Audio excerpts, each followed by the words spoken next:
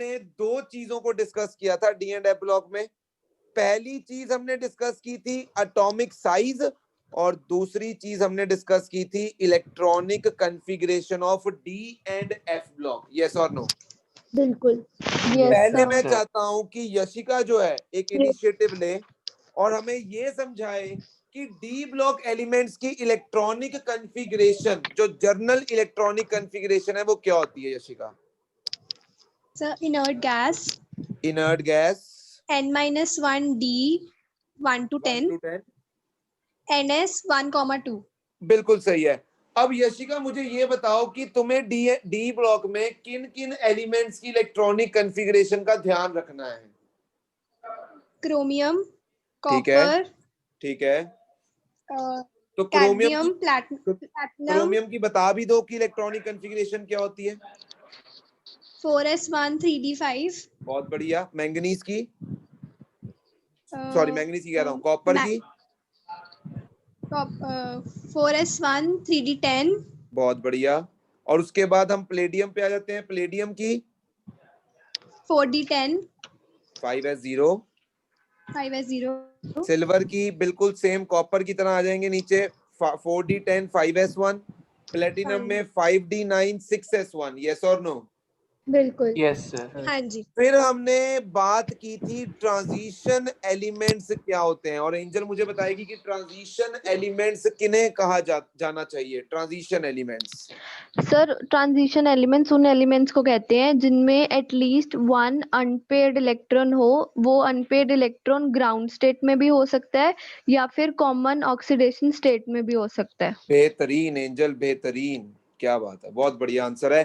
तो according to this theory, according to this statement Angel, हम किन एलिमेंट्स को ट्रांजिशन एलिमेंट्स का दर्जा नहीं देते हैं?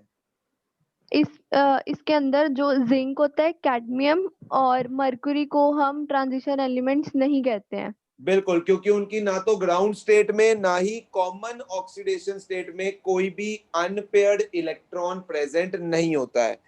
इसके बाद हमने डिस्कस किया था एटॉमिक साइज के बारे में, और मैं चाहता हूं गरिमा ढींगरा मुझे बताए कि एटॉमिक साइज में किस तरह का ट्रेंड फॉलो किया जाता है। एटॉमिक साइज, अगर मैं डी ब्लॉक एलिमेंट्स की बात कर रहा हूं तो इनके एटॉमिक साइज में क्या पंगे हैं, क्यों पंगे हैं, और जो मैंने कल समझाया था एटॉमिक साइज के बारे में, पहले पीरियड की बात करेगी गरिमा ढींगरा और ग्रुप की बात करेगी शैली। तो पहले बात करेगी गरिमा ढींगरा पीरियड के बारे में कि नॉर्मल ट्रेंड क्या होना चाहिए था, गरिमा मुझे ये बताएगी, और डी ब्लॉक में ट्रेंड क्या होता है गरिमा ने मुझे ये बताना, और क्यों ऐसा ट्रेंड होता है। गरिमा। सर, पीरियड में नॉर्मली साइज डिक्रीज होना चाहिए था। अच्छा गरिमा, पीरियड में नॉर्मली साइज डिक्रीज होने का कारण क्या होता है? नॉर्मली जो साइज डिक्रीज होता है पीरियड के अंदर, उसका कारण क्या होता है? इफेक्टिव न्यूक्लियर चार्ज इंक्रीज होता है। बहुत बढ़िया। और शेल सेम रहती है, इफेक्टिव न्यूक्लियर चार्ज बढ़ता है, जिसके कारण नॉर्मली पीरियड में साइज को क्या है, घटना ही होता है। अब बताओ डी ब्लॉक में स्पेशल क्या हो रहा है?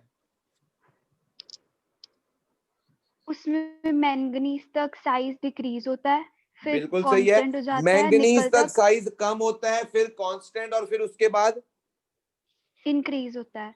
बिल्कुल सही है। अब शिवम मुझे बताएगा कि ऐसा क्यों होता है कि पहले साइज कम हुआ, फिर भैया साइज कांस्टेंट, पहले और साइज फिर साइज बढ़ गया। पहले तो साइज इसलिए डिक्रीज करता क्योंकि एफ जो बाहरले जो आउटर मोस्ट शेल में जो एफ ब्लॉक में होता है वो उसकी एफ की बात शील्डिंग ही नहीं हो रही, एफ की बात कहाँ पे हो रही है? डी ब्लॉक की बात हो रही है, एफ कहाँ से आ गया बीच में? बस इतनी मेमोरी है। जेड डिफेक्टिव भी डिक्रीज करता है। रहने दो। हाँ जी, मेरे को नहीं यही होता। आंसर अदिति कपूर से चाहिए। अदिति कपूर से। भैया पहले तो जो डी ब्लॉक में जो लास्ट शेल में इलेक्ट्रॉन्स होते हैं वो डिसाइड उसकी जो फोर्स ऑफ अट्रैक्ट उसकी जो अट्रैक्शन होती है उसके साथ न्यूक्लियस के साथ, तो उसकी वजह से जो साइज करता है वो डिक्रीज होता रहता है क्योंकि इलेक्ट्रॉन की जो इलेक्ट्रॉन रिपल्शन। अभी रुक जाओ, जो इतना बढ़िया नहीं लगा आंसर। हाँ जी, कौन एक्सप्लेन बढ़िया से कर सकता है कि पहले साइज डिक्रीज होता है, मैं फिर करूं? साइज मैं जो है वो कांस्टेंट। मैं बताऊं? ध्रुव बताएगा।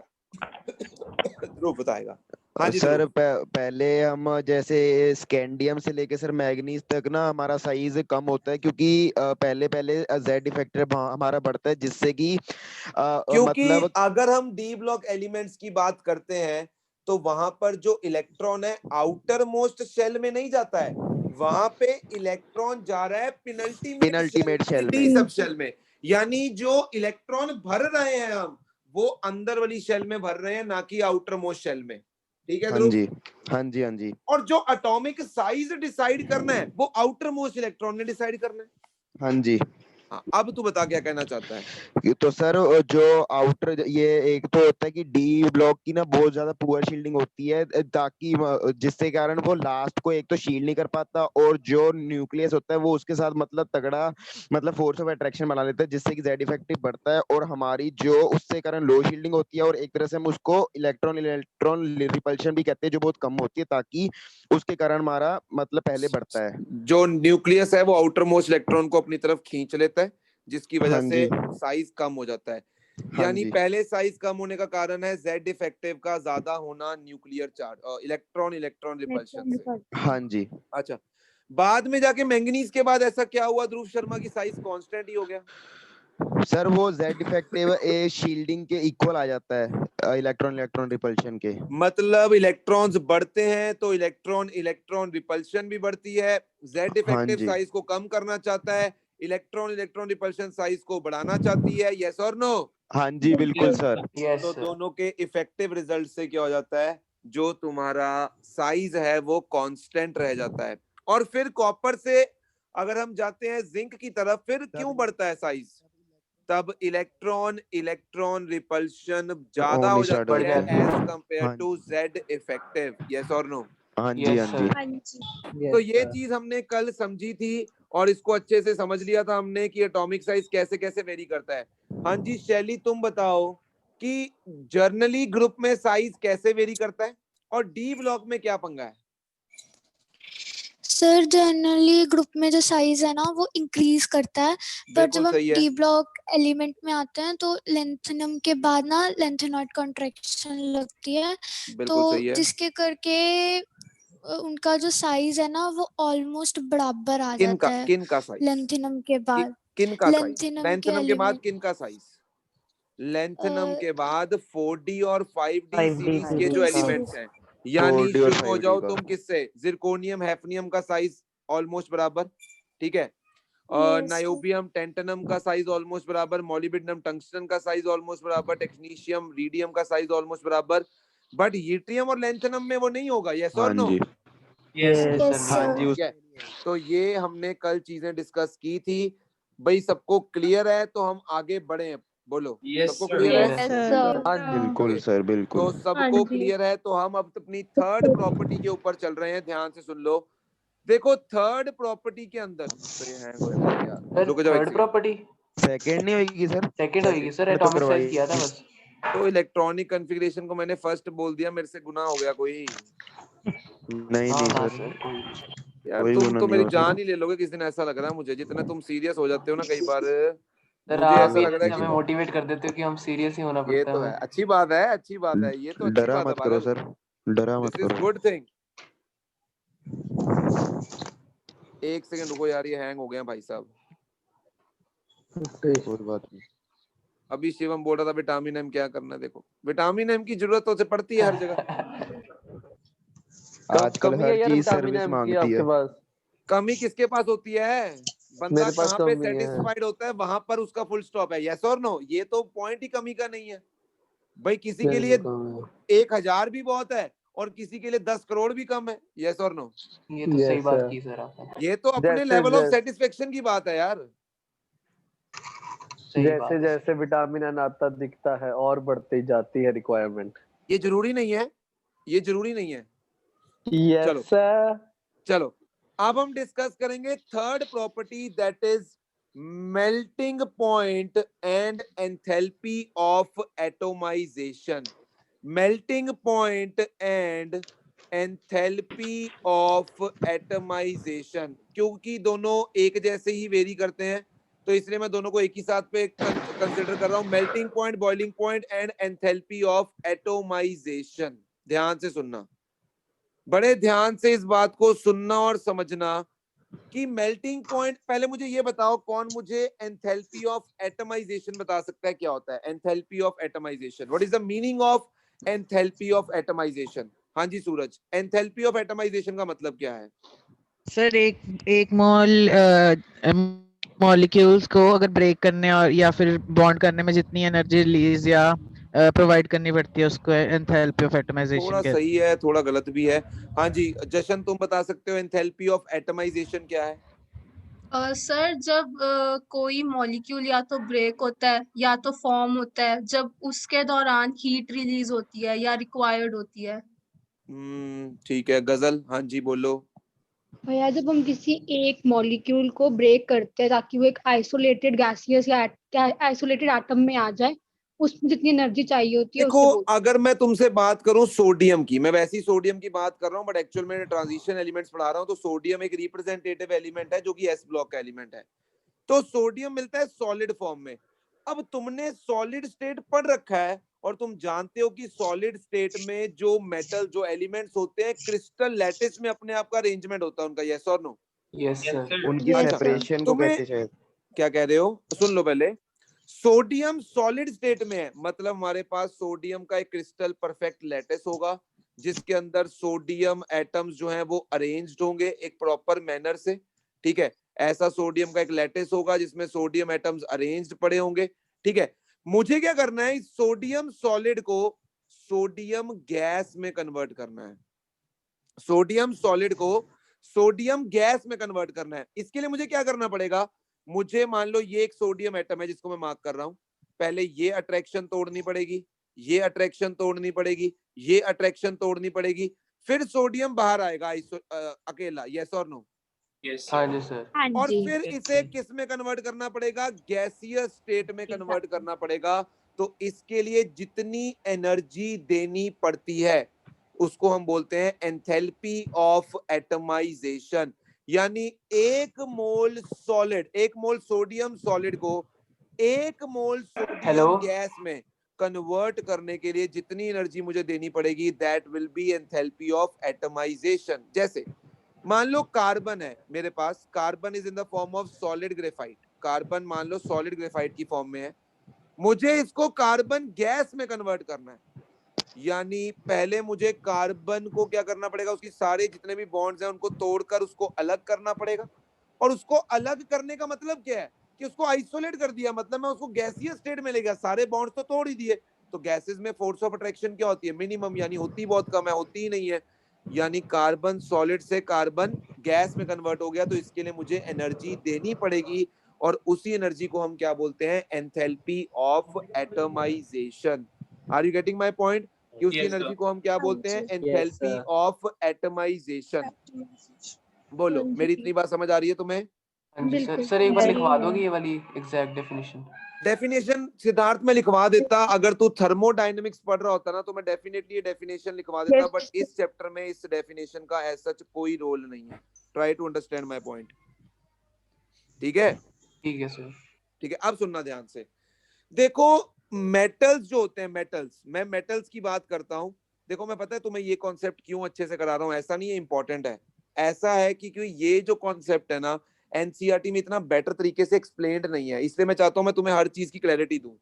मुझे बता सकते हो मेटल्स के मेल्टिंग पॉइंट और बॉइलिंग पॉइंट में के बारे में क्या ख्याल है तुम्हारा? मेटल्स के हाई मेल्टिंग एंड बॉइलिंग, इसका कारण बता दो क्या है, high melting and boiling point का कारण क्या है? अच्छा मैंने बोला एंथैल्पी ऑफ एटमाइजेशन समझाया, क्या मेल्टिंग पॉइंट भी ऐसी मिलती जुलती चीज ही होती है? मेल्टिंग पॉइंट के अंदर भी तो तुम यही करते हो कि दो मॉलिक्यूल्स के बीच में जो भी फोर्स ऑफ अट्रैक्शन है उसको तोड़ना होता है तुम्हें, यस और नो? उसी से तो मेल्टिंग पॉइंट डिसाइड होता है भाई, उसी से तो मेल्टिंग पॉइंट डिसाइड होता है, यस और नो? Yes sir. हाँ जी। अच्छा तुमने बोला सर मेटल्स का हाई मेल्टिंग और बॉइलिंग पॉइंट होता है, मैंने एग्री किया, तुम सही बोल रहे हो, 10th में बच्चा पढ़ के आता है metals have high melting and boiling point. मेरा क्वेश्चन है ऐसा क्यों, क्यों मेटल्स का हाई मेल्टिंग और बॉइलिंग पॉइंट होता है? क्योंकि काफी ज्यादा लैटिस स्ट्रक्चर होता है इनका। नहीं, बस ਇੱਥੇ आके रह गए ना। केड़ी अट्रैक्शन यशिका? सर निखिल का मैसेज आ रहा है। की कहंदा निखिल? तारीफ पे तारीफ। सर आप नहीं बहुत सर, ये बढ़िया कोई और है। पढ़ाते हो, बेस्ट टीचर। निखिल लेफ्ट हो गया। निखिल है वैसे अपने, दूसरा निखिल तो होगा ना? हाँ जी। हाँ वो कोई और होगा बेवकूफ। सुनो ध्यान से, देखो मेटल्स का हाई मेल्टिंग और बॉइलिंग पॉइंट है। देख लो, किसी को इसका रीजन नहीं पता है और हम बातें करते हैं आईआईटी की, ठीक है? तो इसलिए बोल रहा हूँ अपनी जड़ें। हाँ जी भाविका बरारा, क्या कह रहे हो? Due to electrostatic forces. नहीं जी, होता यही है, बट कौन सी फोर्सेस? इलेक्ट्रोस्टैटिक फोर्सेस कौन सी फोर्सेस की बात कर रहे हो? सुनो ध्यान से, मेटल्स का हाई मेल्टिंग और बॉइलिंग पॉइंट होता है मेटेलिक बॉन्डिंग की वजह से। मेटल्स के अंदर जो बॉन्डिंग पाई जाती है दैट इज मेटेलिक बॉन्डिंग। अब मुझे कोई बता सकता है ये मेटेलिक बॉन्डिंग क्या चीज होती है? What is this metallic bonding? Metal के एटम्स के बीच में जो बॉन्ड होता है उसे मेटल के मेटेलिक बॉन्डिंग। एटम्स के बीच में नहीं होता Siddharth. Try to understand the concept very carefully कि मेटेलिक बॉन्डिंग बेसिकली क्या होती है। देखो मैं कह रहा हूं मेटल है मेरे पास, तो ये मेटल के मान लो एटम्स हैं।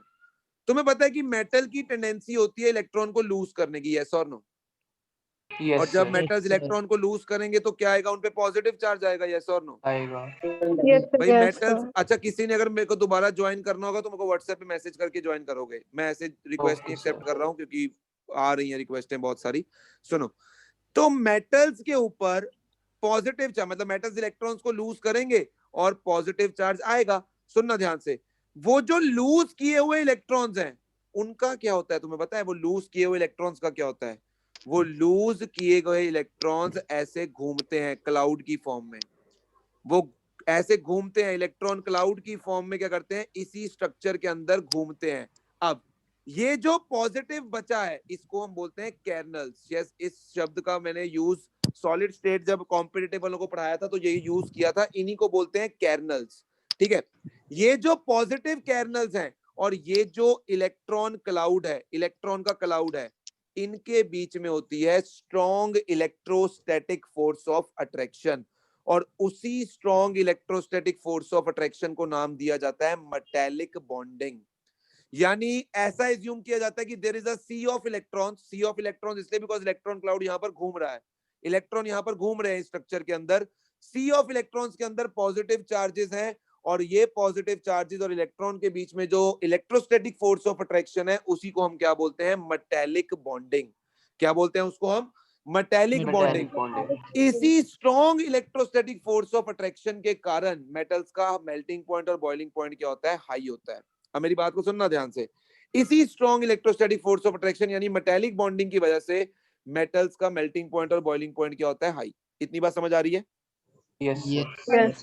अब मुझे बताओ, जो ट्रांजिशन एलिमेंट्स तुम पढ़ रहे हो, डी ब्लॉक के एलिमेंट्स तुम पढ़ रहे हो, ये ट्रांजिशन एलिमेंट्स मेटल्स हैं या नॉन मेटल्स हैं? मेटल्स हैं। ये सारे के सारे मेटल्स हैं। अब इनका, इसका मतलब क्या हुआ फिर? इनका भी मेल्टिंग पॉइंट और बॉइलिंग पॉइंट हाई होना चाहिए।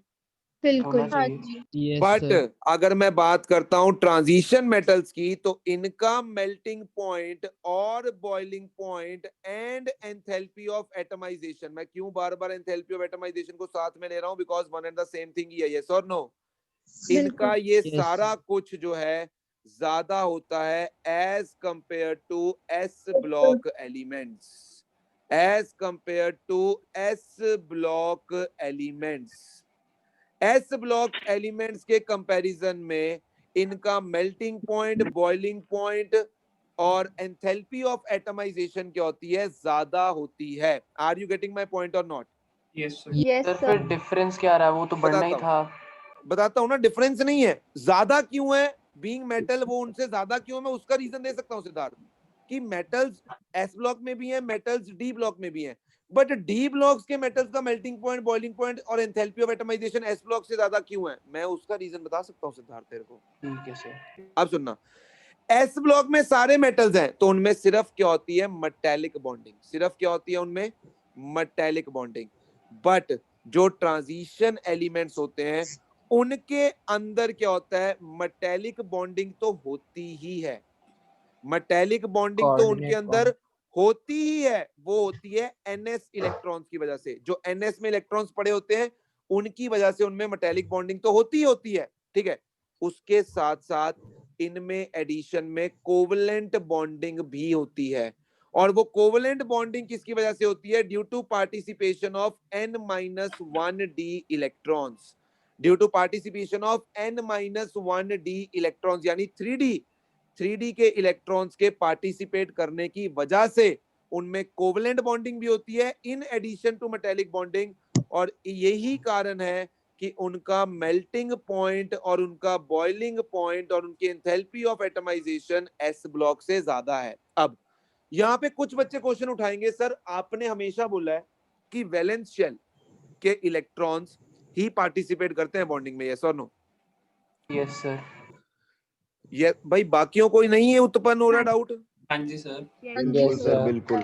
अच्छा, हमने हमेशा पढ़ा कि यार वैलेंस शेल के इलेक्ट्रॉन्स ही बॉन्डिंग में पार्टिसिपेट करते हैं, और यहाँ पर मैं बोल रहा हूँ कौन से इलेक्ट्रॉन्स पार्टिसिपेट कर रहे हैं? n-1d के, जो कि पेनल्टीमेट शेल है, जो कि वैलेंस शेल तो है ही नहीं, यस और नो? बट याद करो मैंने तुम्हें कल की क्लास में क्या बताया था कि भाई डी ब्लॉक के केस में जो 3d और 4s का एनर्जी गैप होता है वो बहुत ही कम होता है, वो बहुत ही कम होता है, जिसके कारण 3d के इलेक्ट्रॉन्स भी पार्टिसिपेट कर सकते हैं और 4s के इलेक्ट्रॉन्स तो पार्टिसिपेट करते ही हैं बॉन्डिंग में, यस और नो? मेरी बात को समझ रहे हो कि क्यों ये मेटल्स जो एस ब्लॉक के मेटल्स हैं उनसे इनका melting point, boiling point, enthalpy of atomization क्यों ज्यादा हो गई है? उसका सिंपल यही कारण है कि इनमें मेटेलिक बॉन्डिंग तो होनी है बिकॉज ये मेटल्स हैं, but in addition to that इनमें कोवेलेंट बॉन्डिंग भी होती है दो एटम्स के बीच में, जो कि n-1d के इलेक्ट्रॉन्स की वजह से होती है। Are you getting my point और नॉट? Yes sir. और n-1d पार्टिसिपेट इसलिए करते हैं because of very less energy gap between 3d and 4s। समझ आ रही है मेरी इतनी बात? अब देखो कोवेलेंट बॉन्डिंग जो है ना ये सीधा सीधा डिपेंड करेगी नंबर ऑफ अनपेयर्ड इलेक्ट्रॉन्स के ऊपर। किस पे डिपेंड करेगी? Number of unpaired electrons. देख ध्रुव, जैसे जैसे नंबर ऑफ अनपेयर्ड इलेक्ट्रॉन्स बढ़ते जाएंगे 3d में, वैसे वैसे बॉन्डिंग बढ़ती जाएगी, कोवेलेंट बॉन्डिंग बढ़ती जाएगी, और वैसे वैसे क्या होता रहेगा? एंथैल्पी ऑफ एटमाइजेशन भी बढ़ती जाएगी।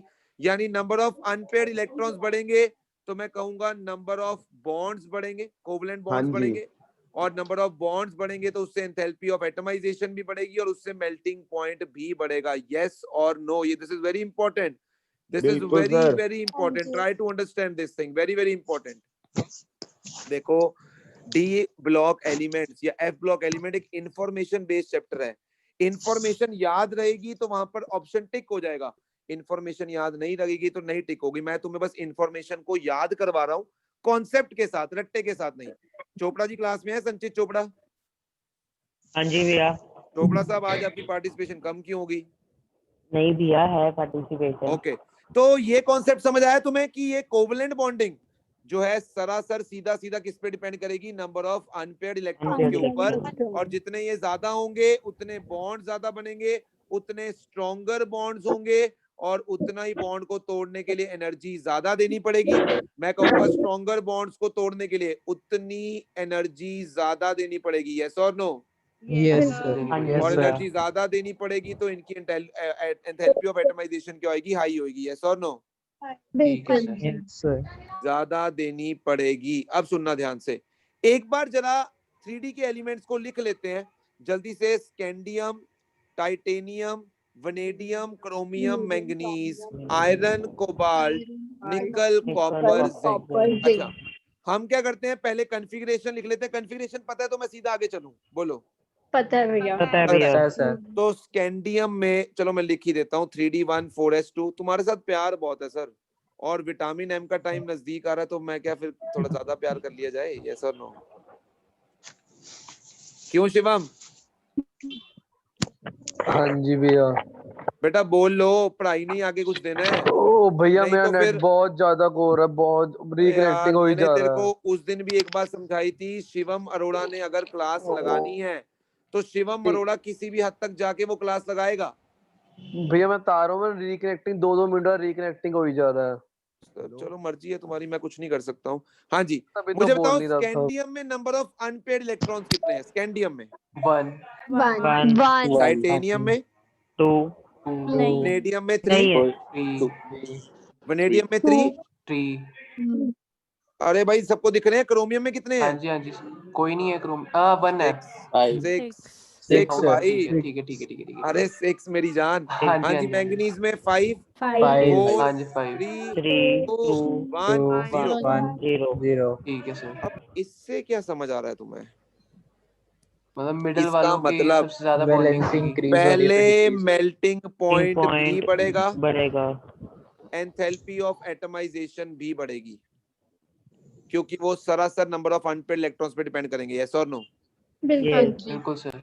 उसके बाद क्या होएगा? मेल्टिंग पॉइंट भी कम होगा और एंथैल्पी ऑफ एटमाइजेशन भी कम होगी। यस और नो? मैं कहूंगा कि जिंक, कैडमियम और मरकरी, इनके लिए तो मेल्टिंग पॉइंट बहुत ही कम होगा। यस और नो? मैं कहूंगा Yes. जिंक, कैडमियम और मरकरी के लिए हाँ तो जी ये सर, वैल्यू बिल्कुल। बहुत ही कम होगी। बिकॉज क्यों? रीजन क्या है? No रीजन क्या है? unpaired ना electron. अनपेड इलेक्ट्रॉन ही नहीं है। Unpaired electrons.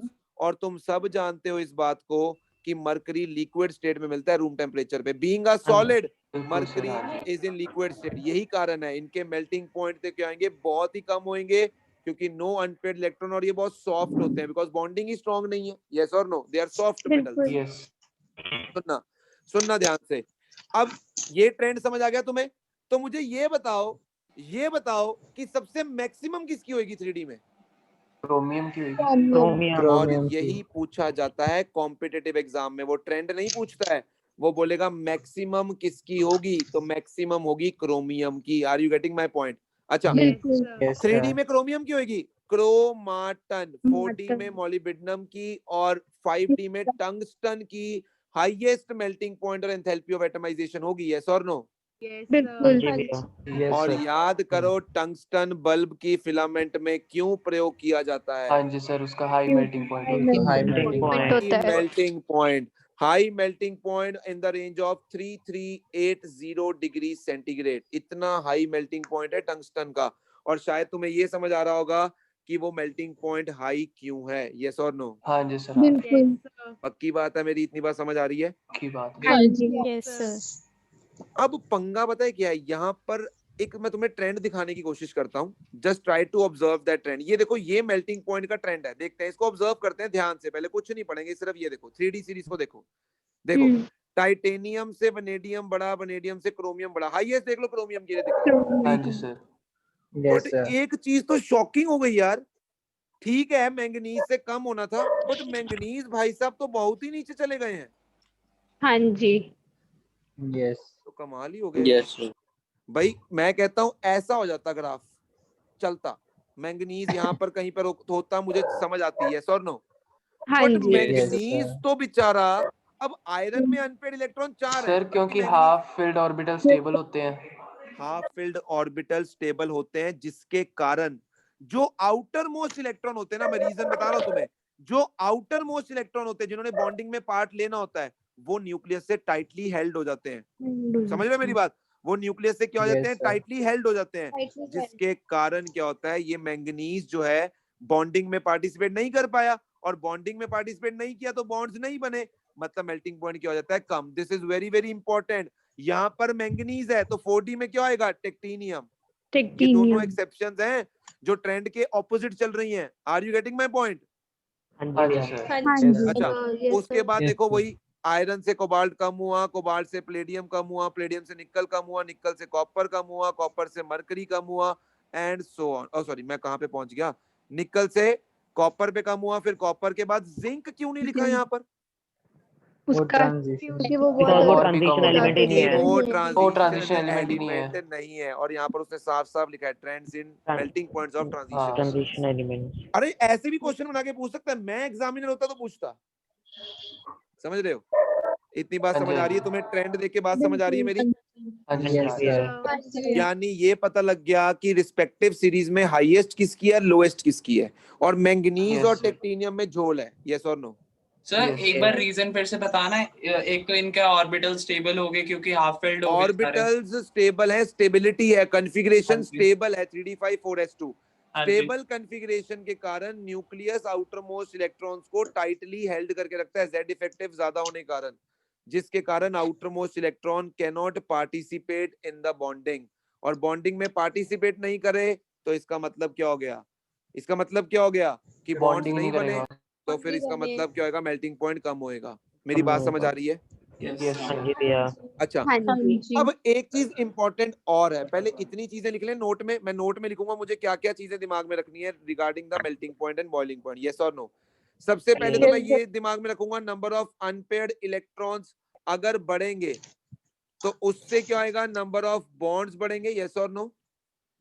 हाँ जी और नंबर ऑफ बॉन्ड्स बढ़ेंगे तो डेफिनेटली उससे क्या आएगा, मेल्टिंग बॉन्डिंग पॉइंट बढ़ेगी। मेल्टिंग पॉइंट और बॉइलिंग पॉइंट बढ़ेगा। कोवेलेंट बॉन्डिंग बढ़ेगी तो मेल्टिंग पॉइंट भी बढ़ेगा, बॉइलिंग पॉइंट भी बढ़ेगा, एंथैल्पी ऑफ एटमाइजेशन भी बढ़ेगी, यस और नो। यस सेकंड पॉइंट में दिमाग में रखूंगा क्रोमाटन, इन तीनों के लिए हाईएस्ट मेल्टिंग पॉइंट देखा जाएगा रिस्पेक्टिव सीरीज में, because maximum number of unpaired electrons हैं। सर ये बोलो। पहले पॉइंट में जो CB है ये कोवेलेंट बॉन्ड है। हाँ कोवेलेंट बॉन्डिंग है। बोलो, क्लियर है? हाँ जी हाँ जी तीसरा, सब क्लियर है जिंक, सर। कैडमियम और मरकरी, इनके लिए मेल्टिंग पॉइंट क्या देखे जाएंगे, लो मेल्टिंग लोएस्ट। पॉइंट। कारण कारण नो अनपेयर्ड है ही नहीं electron. Free. Unpaired electron, yes और नो। हाँ यस जी भैया। -38 डिग्री सेल्सियस तक इतने कम देखे जाते हैं, ठीक है। उसके बाद एक्सेप्शन तारा बना देते हैं, एक्सेप्शन में मैंगनीज और टेक्टिनियम, इनके मेल्टिंग पॉइंट बहुत ही कम है। उसका कारण क्या है, स्टेबल इलेक्ट्रॉनिक इलेक्ट्रॉनिक कॉन्फ़िगरेशन, मतलब outermost electrons tightly held by nucleus, yes or no, yes sir.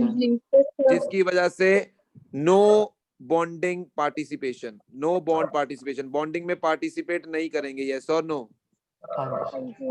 बोलो, इतनी बात समझ आई कि नहीं?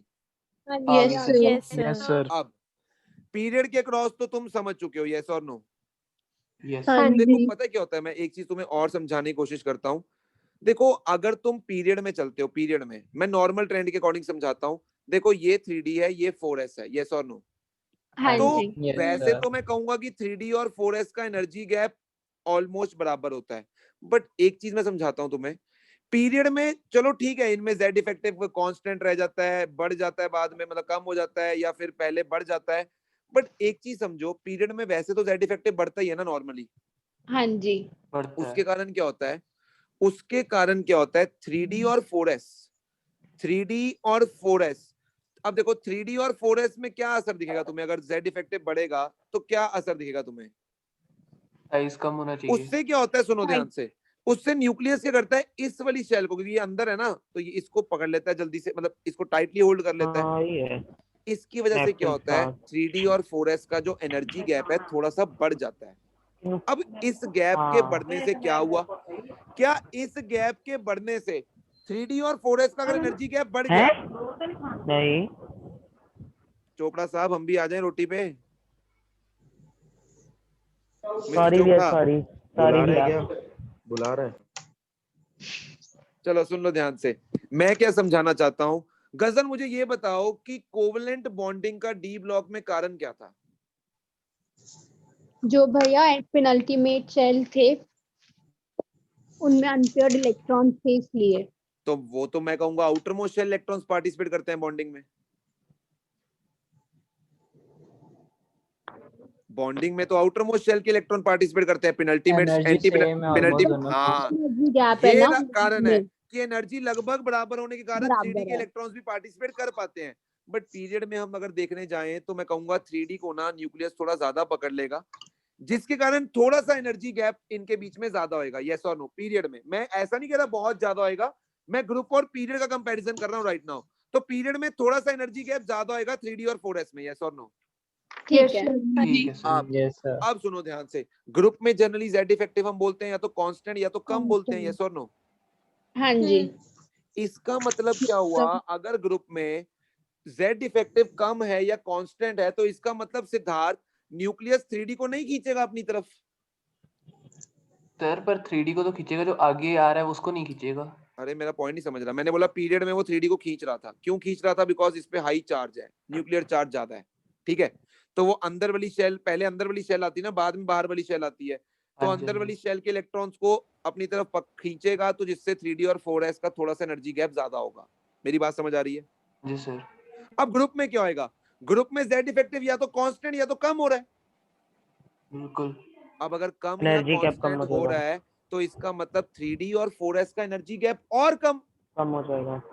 क्योंकि कांस्टेंट है, वो बढ़ नहीं रहा खींचने के लिए। ठीक है ना?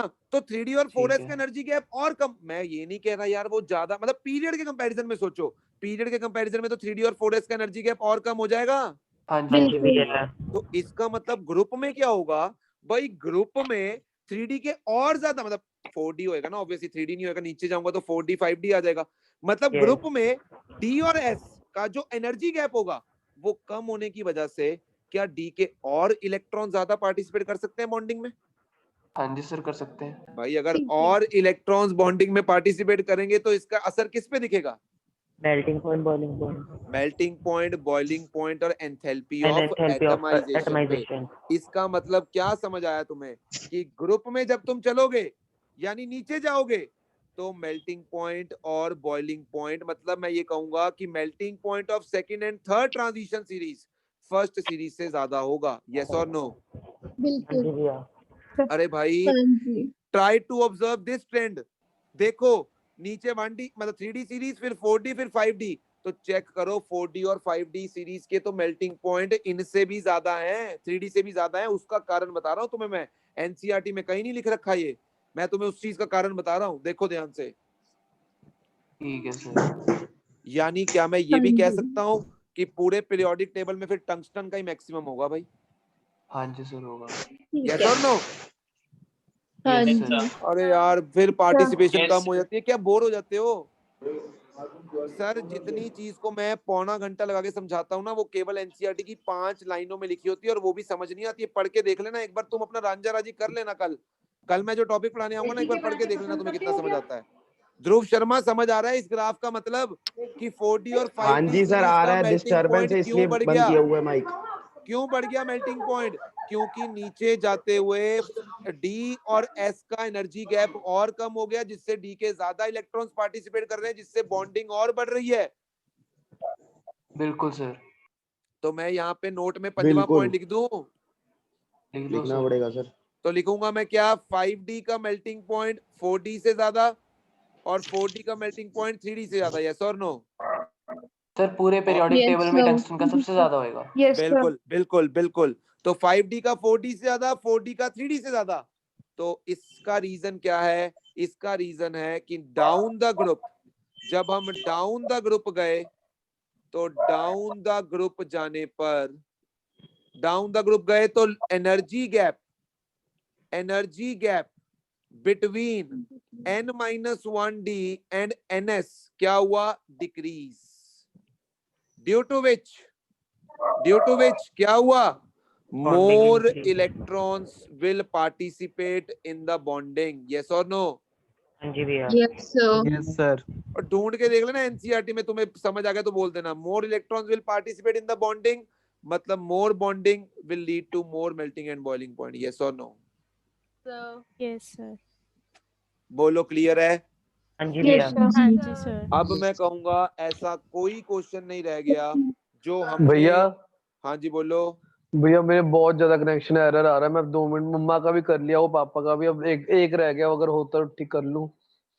ओके सर, जैसे आपको ठीक लगे। नहीं तो मैं बोल भी रहा हूँ, बीच में अपने आप ही चल जाता, पता नहीं अभी ठीक हुआ है। शिवम पता है बात क्या, मैं तेरे को समझाता हूँ, मेरी बात को समझियो, गुस्सा मत करियो, ठीक है? नहीं गुस्सा मेरे को पता, मेरी बात तो समझ, मेरी बात तो समझ, वो नहीं, और मेरे को मेरी पता गाल तो सुन ले। मैं क्या कह रहा हूँ, अगर जेन्युइनली तेरे को प्रॉब्लम आ रही है ना, मैं कहता हूँ वो बंदा रात को सो नहीं सकता बिना लेक्चर की रिकॉर्डिंग देखे। नहीं मैं अभी देखूंगा, मैं अभी 12 बजे लेक्चर वो आ जाना, अभी 12 बजे देखूंगा। अभी मेरे पास वाईफाई नहीं है घर पे। डन, चले जा, कोई बात नहीं। हाँ जी। हाँ जी बोलो, मैं शुरू करूं? हाँ जी। भाई जिनके पास वाईफाई की दुविधा है वो एकेडमी पे आके लेक्चर सुन लिया, लगा लिया करो ऑनलाइन क्लास। मैं तुम्हें वाईफाई भी प्रोवाइड करने के लिए तैयार हूँ। मेरा दिल बहुत बड़ा है, तुम्हें पता नहीं है। चलो 5G बोलो वाला? हैं? क्या बोल रहा है? 5G वाला नहीं, वहां पर एयरटेल चलता है, वो भी सुपर स्पीड पे। चलो पहले बताओ, मेल्टिंग पॉइंट और एंथैल्पी ऑफ एटमाइजेशन के रिलेटेड ये 5 अगर तुम्हें पॉइंट्स लिख लिए और समझ लिए और याद कर लिए ना, समझ लो तुम्हें कॉम्पिटिटिव एग्जाम में कोई टेंशन लेने की लोड़ नहीं है, बोलो, या बोर्ड में भी। चलें आगे। सर डायमंड से भी ज्यादा होएगा टंगस्टन का? Yes sir. यार पता है क्या है, डायमंड का तो होगा, मैं वैसे एक डी ब्लॉक की जनरली बात कर रहा हूँ, मेटल्स में जनरली बात कर रहा हूँ, मेटल्स के अंदर। पीरियोडिक टेबल में गलत है कहना, बिकॉज मेल्टिंग पॉइंट्स बहुत सी चीजें डिसाइड करती हैं, सिमेट्री भी डिसाइड करती है। मैं वैसे एक मेटल्स के बारे में कह रहा हूँ कि मेटल्स के अंदर एस ब्लॉक से ज्यादा तो डी ब्लॉक का है, अब डी ब्लॉक में मैक्सिमम टंगस्टन का है। यस और नो? ठीक है, मतलब डी ब्लॉक में जितना भी होएगा उसमें सबसे ज्यादा टंगस्टन का है। टंगस्टन का ही होगा, बिल्कुल, ये कहना चाहता हूं मैं। ठीक अब है सर। फोर्थ प्रॉपर्टी को समझो, that is ionization energy. Ionization energy, अब बड़े ध्यान से समझ लेना। सबसे पहले आयोनाइजेशन एनर्जी क्या होती है उसको समझ लेते हैं, फिर इसके इंपॉर्टेंट पॉइंट्स जो मुझे दिमाग में रखने हैं अपने पेपर के पॉइंट ऑफ व्यू से, वो अच्छा मैंने कल तुम्हें कुछ क्वेश्चंस दिए थे, तुमसे हो गए थे? हाँ जी भैया। Yes, sir. ओके, देखो आयनाइजेशन एनर्जी को मैं एटलीस्ट आधा घंटा लूंगा समझाने सर में, तो क्वेश्चन पूरी के लिए जो determination- बुक एक्सरसाइज आपने हाँ, करने को गई थी हाँ, जो? हाँ हाँ अच्छा ठीक है। हाँ जी। आयोनाइजेशन एनर्जी क्या होती है, कौन डिफाइन करेगा पहले तो ये बताओ, आयोनाइजेशन एनर्जी? यशिका जी एंजल। करेंगे, बिल्कुल ठीक है, यशिका। सर जब आउटरमोस्ट शेल में से हमें इलेक्ट्रॉन निकालना हो from the gas isolated gaseous atom, बिल्कुल, जितनी एक एनर्जी मोल, लगती है यदि मैं एक मोल आइसोलेटेड गैसियस एटम्स ले लूं और इनके आउटर मोस्ट शेल में से इलेक्ट्रॉन को निकालना है, तो उसके लिए कितनी एनर्जी देनी पड़ती है, उसको हम बोलते हैं ionization energy. It is the energy required to remove an electron from the outermost shell of an isolated gaseous atom. Yes or no? Yes sir. Yes, sir. अच्छा, यस सर। अब ये फर्स्ट आयनाइजेशन एनर्जी हुई। अब अगर मैं X plus gas में से एक इलेक्ट्रॉन निकालूंगा तो क्या X+2 गैस बनेगा? Yes sir. हाँ जी। यस ये सर। सेकेंड आयनाइजेशन एनर्जी हुई, ठीक है। अगर मैं Yes, sir. X+2 गैस में से तीसरा इलेक्ट्रॉन निकालूंगा तो X+3 बनेगा, and this will be ionization energy 3। क्या तुम मुझे नंदिनी बता सकते हो IE1, IE2 और IE3 में क्या रिलेशन होगा?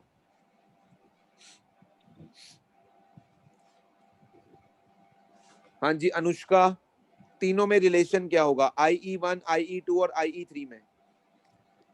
मैं कहूंगा सबसे ज्यादा होगी IE3, बिल्कुल। उसके बाद Yes, होगी sir. IE2 और फिर होगी फिर IE1। IE1। Successive ionization energy, किसी पर्टिकुलर एलिमेंट की बात कर रहा हूं मैं, कहीं ऐसा ना हो कि कॉपर की पहली और देख रहे हो सिल्वर की पहली, ना ना ना ना ना। जब IE1, IE2, IE3 देख रहे हो तो ये किसी पर्टिकुलर एलिमेंट की है। के लिए होगा। यस और no? Yes sir. and Yes, it's sir. always true, this holds for any situation, it always true। इसका कारण मुझे कौन बताएगा कि ऐसा क्यों होता है? पहली आयनाइजेशन एनर्जी सबसे कम, फिर दूसरी उससे ज्यादा, फिर तीसरी उससे भी ज्यादा, ऐसा क्यों? हाँ जी भाविका। सर जब एक बार कटायन फॉर्म हो जाता है तो जेड इफेक्टिव इंक्रीज हो जाता है। क्यों कटायन के बनने से जेड इफेक्टिव क्यों बढ़ जाता है? सर साइज कम हो जाता है। बिल्कुल, जैसे ही पॉजिटिव चार्ज आता है कटायन बनता है, साइज डिक्रीज हो जाता है, और साइज के डिक्रीज होने से जेड इफेक्टिव बढ़ जाता है। तो जैसे जैसे पॉजिटिव चार्ज जितना बढ़ता रहेगा जेड इफेक्टिव बढ़ता रहेगा, जेड इफेक्टिव बढ़ता रहेगा मतलब न्यूक्लियस का आउटर मोस्ट इलेक्ट्रॉन पे प्रभाव बढ़ता रहेगा, यानी अट्रैक्शन बढ़ती रहेगी, तो एनर्जी ज्यादा देनी पड़ेगी उस इलेक्ट्रॉन को निकालने के लिए। यस और नो? हमेशा याद रखना कि IE3 किसी पर्टिकुलर एलिमेंट के लिए IE2 से ज्यादा और IE2 IE1 से ज्यादा। बोलो क्लियर है सर? Yes, sir. हाँ जी सर। अब सुनना मेरी बात ध्यान से, अगर मैं जर्नली पूछूं तो क्या ट्रेंड होता है आयनाइजेशन एनर्जी का पीरियड और ग्रुप में? What is the general trend? Period में बढ़ती है और ग्रुप में कम होती है। बिल्कुल सही है, पीरियड में बढ़ती है और ग्रुप में क्या होती है? कम होती है। यस और नो? यस और नो? भाई पीरियड में जेड इफेक्टिव बढ़ता है तो आयनाइजेशन एनर्जी बढ़ती है, और आयनाइजेशन एनर्जी कहीं ना कहीं साइज के इनवर्सली प्रोपोर्शनल भी होती है, तो पीरियड में साइज कम होता है तो आयनाइजेशन एनर्जी इंक्रीज होती है। यस और नो? हेलो हाँ जी, हाँ जी बोलो बोलो सर। हाँ जी, हाँ जी बोलो। बोल भाई। चलो उसको आवाज नहीं आ रही होगी। तो जनरली पीरियड में क्या होता है, आयनाइजेशन एनर्जी बढ़ती है और ग्रुप में आयनाइजेशन हेलो एनर्जी कम होती है, और उसका मेन कारण क्या है, जेड इफेक्टिव, यस और नो। बिल्कुल। अब डी ब्लॉक में क्या होता है, सबसे पहले यहां पर भी बहुत ज्यादा वेरिएशंस देखी जाती हैं।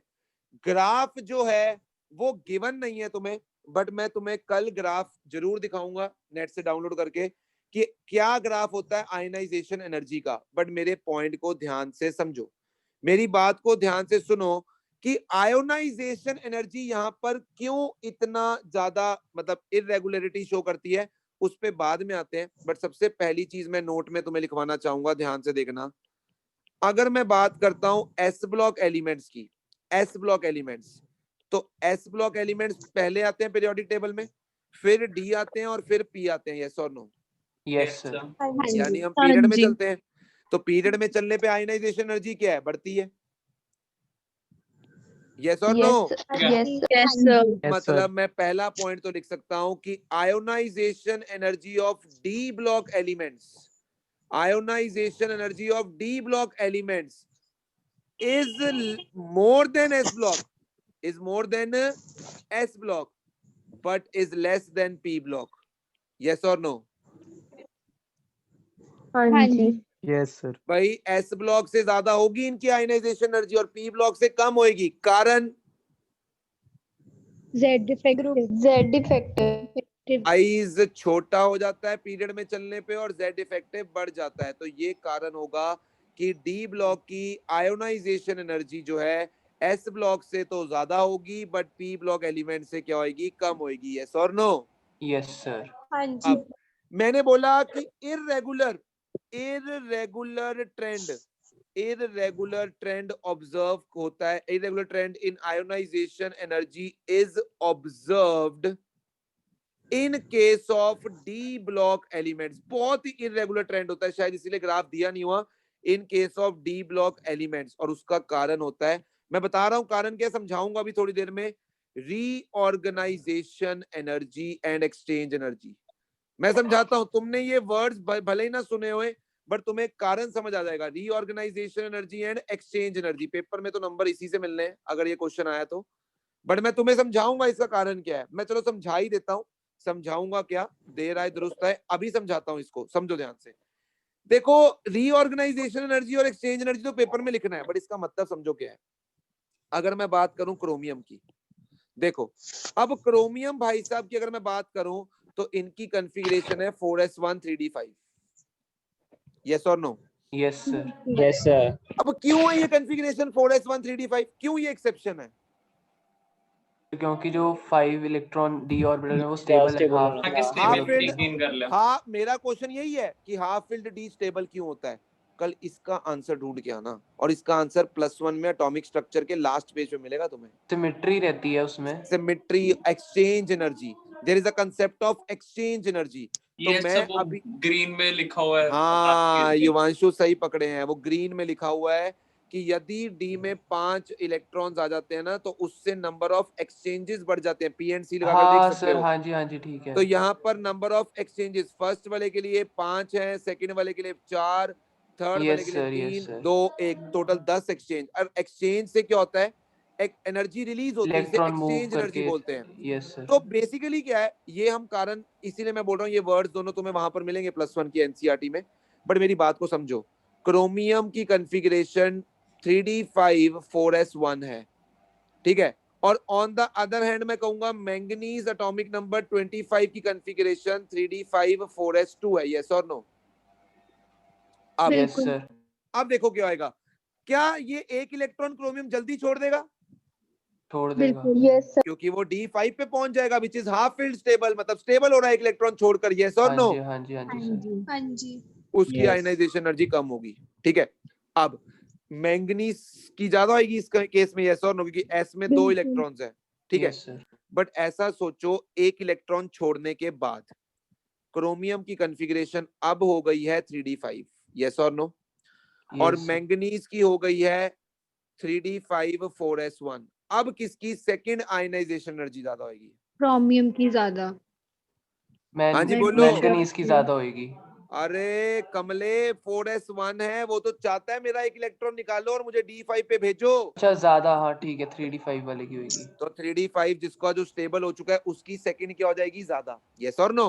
यस हाँ जी। अब मैं कहूंगा मैंगनीज की तीसरी बहुत ज्यादा हो जाएगी, दूसरी तो कम है बट तीसरी बहुत ज्यादा हो जाएगी, यस और नो?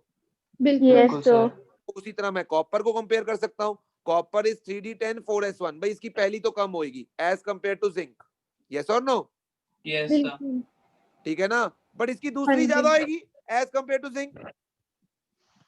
भाई अगर कोई ट्रेंड है, अब देखो पीरियड में बढ़नी चाहिए थी, पहले तो बढ़ी, पहले तो जिंक की ज्यादा थी कॉपर से, बट सेकंड में तो क्या होगी, कॉपर बाजी ले गया, यानी होगी ना इरेगुलरिटी होगी ना बिहेवियर में अंदर, बिल्कुल yes or no?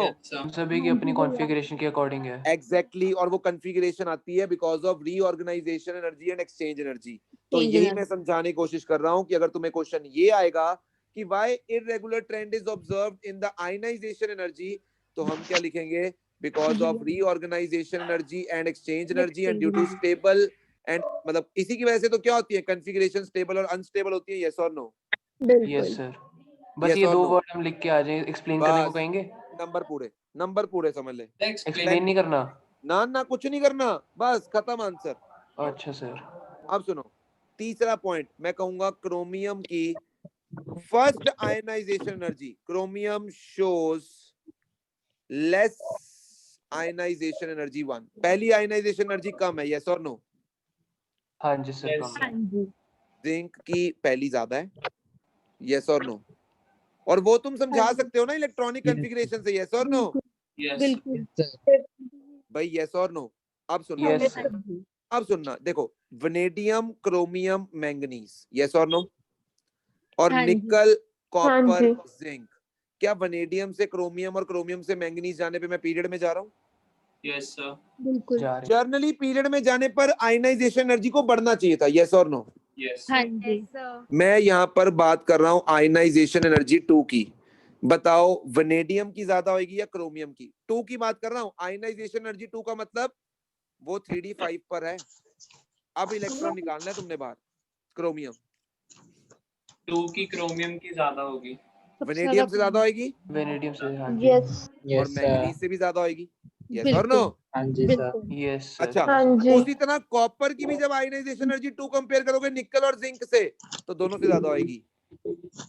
भाई ये इरेगुलरिटी तो है, यस और नो? बट ये इरेगुलरिटी किसकी वजह से है, स्टेबल कॉन्फ़िगरेशन की वजह से है, और वो किसकी वजह से है, रीऑर्गेनाइजेशन और एक्सचेंज एनर्जी की वजह से है। Are you getting my point? तो ये फिफ्थ पॉइंट बना लेना इसको, फिफ्थ पॉइंट, ये फिफ्थ पॉइंट बन जाएगा तुम्हारा, ठीक है? ठीक है यस हाँ जी।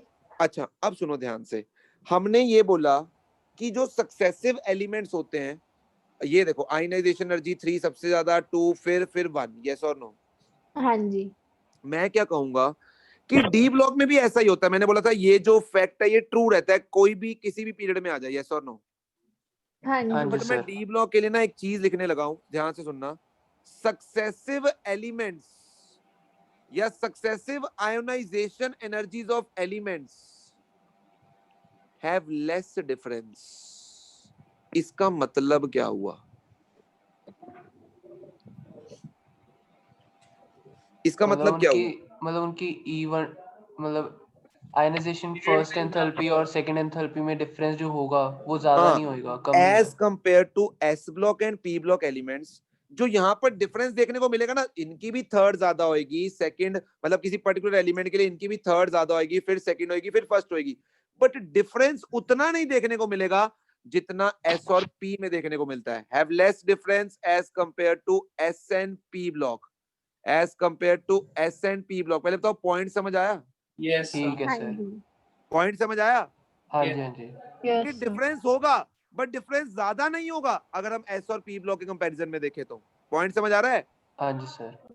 क्या कारण हो सकता है, सोचो क्या कारण होगा? ऑर्बिटल तुम्हें ही साइज सोचना का, पड़ेगा। ऑर्बिटल साइज का, 3D पर और उसमें 10 4s में इलेक्ट्रॉन लेस तक आ सकते हैं, तो इसलिए ज्यादा वेरिएशंस होती हैं। क्या कह रहे हो? नहीं वेरिएशंस नहीं, अब वेरिएशन वाला पॉइंट तो हमने ऊपर एक्सप्लेन कर दिया कि वेरिएशंस है, बट यहाँ पे क्या कारण होगा कि जो successive ionization energy of elements हैं उनमें डिफरेंस कम है, उसका कारण क्या होगा? ये सोचो। मैं 1 सेकंड आया, तुम सोचो, मैं 1 सेकंड में आया बस।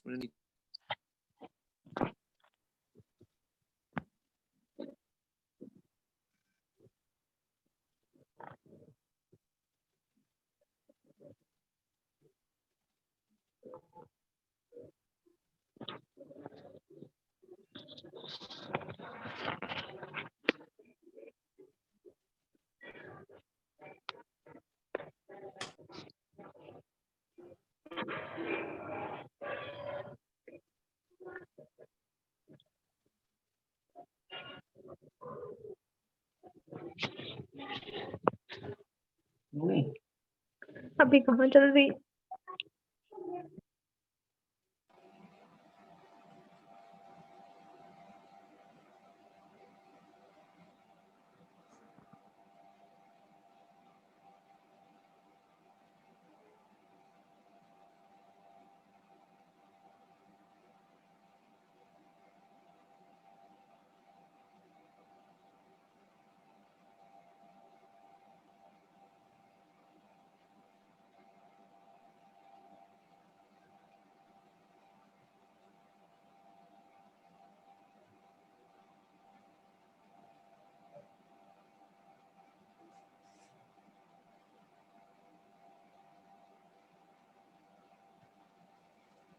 हाँ जी, मेरी आवाज आ रही है?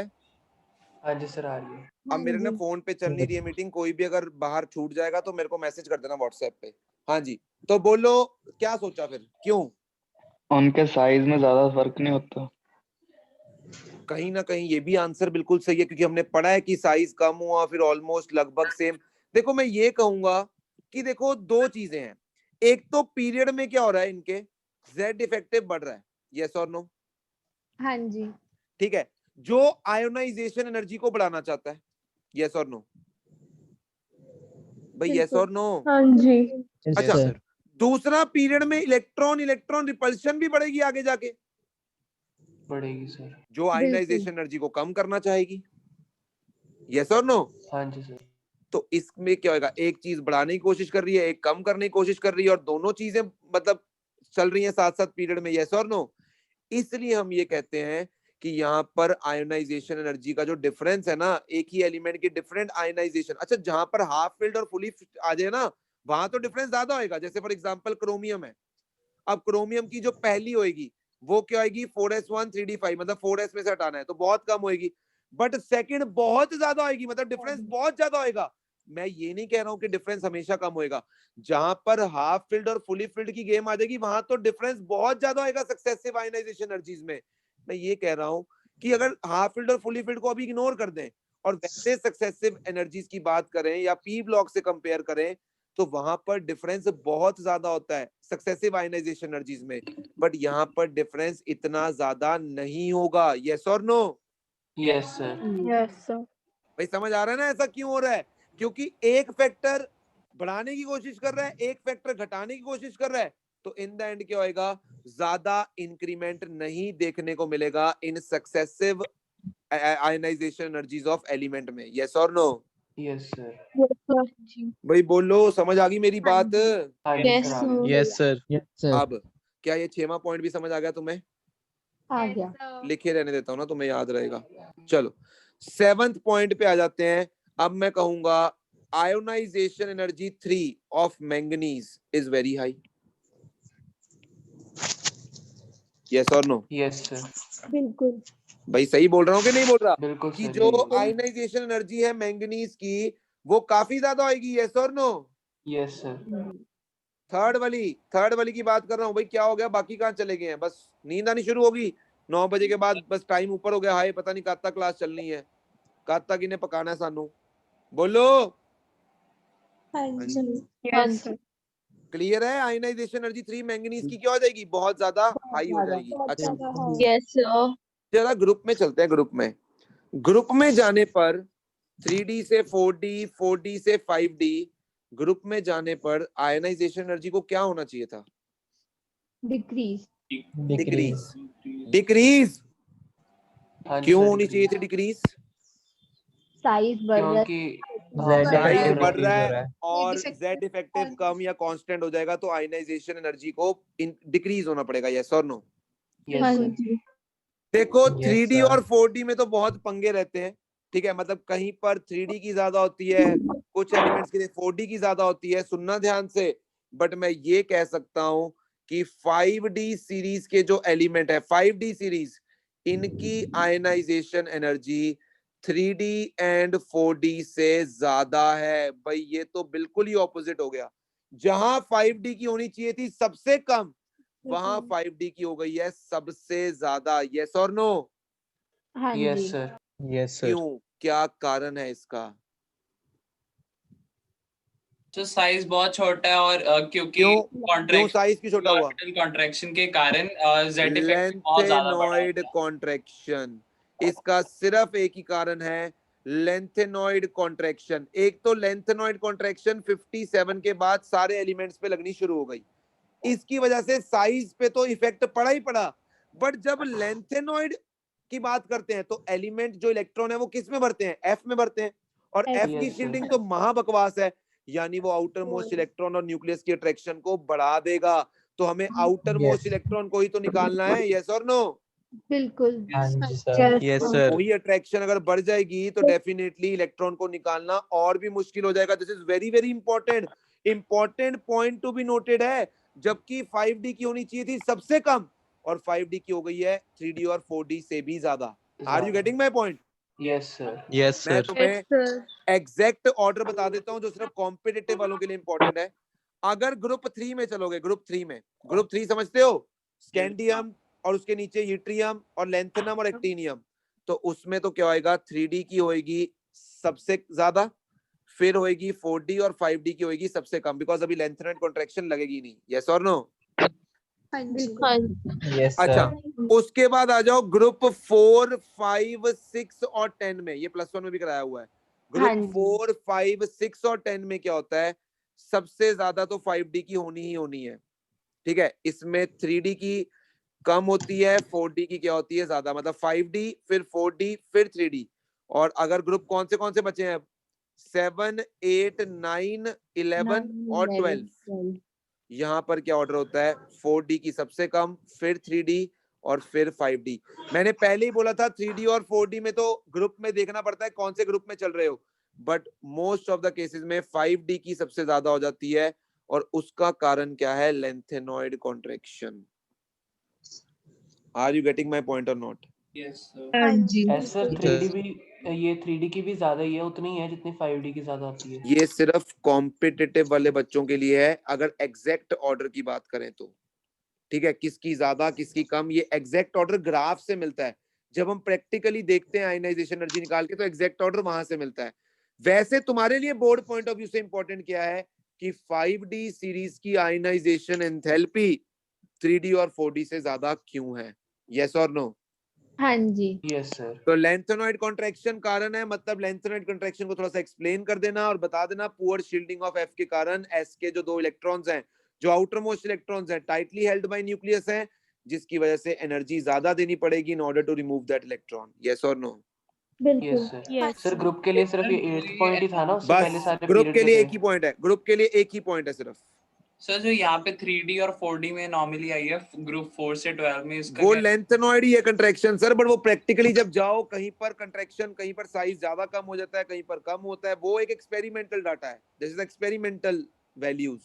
ओके ये एक्सप्लेन नहीं किया जा सकता, बट 5D की क्यों ज्यादा है उसकी एक्सप्लेनेशन है। Okay sir. 9th पॉइंट आता है सिग्निफिकेंस ऑफ आयोनाइजेशन एनर्जी की, इसका फायदा क्या है, इसकी हेल्प से हम क्या निकाल सकते हैं, ये मैं कल करवाऊंगा। और कल बोर्ड वाले बच्चों के लिए, कल नहीं परसों, डी ब्लॉक अंतिम लेक्चर होगा परसों, यानी उनका डी ब्लॉक भी खत्म हो जाएगा और सिर्फ बचेगा P block elements. Are you getting my point? Yes sir. Yes, sir. Yes sir.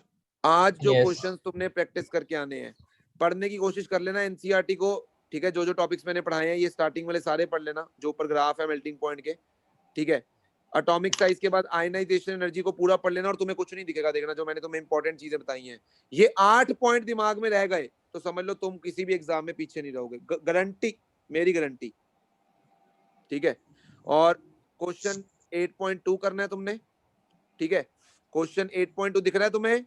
हाँ जी सर। हाँ बहुत बढ़िया। 8.2 के बाद इन टेक्स्ट क्वेश्चन 8.2 करना है, ठीक है।